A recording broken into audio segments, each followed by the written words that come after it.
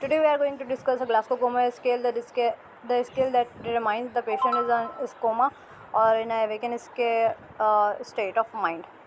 तो किसी भी पेशेंट को मालूम करने के लिए कि ये वो कोमा में है या नहीं, तो इसकी वजह से हम ये ग्रेडिंग सिस्टम है जिसके थ्रू हम मालूम कर सकते हैं। तो इसके जो 3 कंपोनेंट्स है मेजर, आई यानी रिफ्लेक्स वगैरह, और जो वर्बल, और तीसरी जो मोटर रिस्पॉन्सेज यानी जो मसल मूवमेंट है वो किस तरह की आ रही है। ठीक है, तो आई ओपनिंग के अंदर जो है वो अगर आसानी से जो वो पेशेंट जो अपनी मर्ज़ी से आँख खोल सकता है, बंद कर सकता है, तो हम उसको जो है वो 4 ग्रेड करते हैं यानी।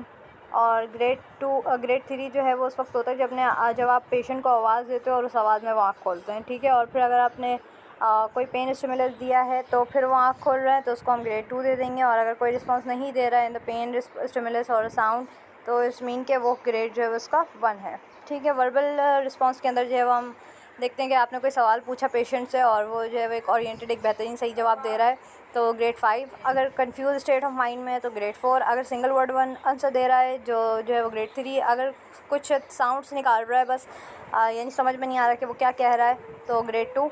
और अगर कोई रिस्पॉन्स नहीं दे रहा तो इट्स मीन के इट्स अ ग्रेड 1।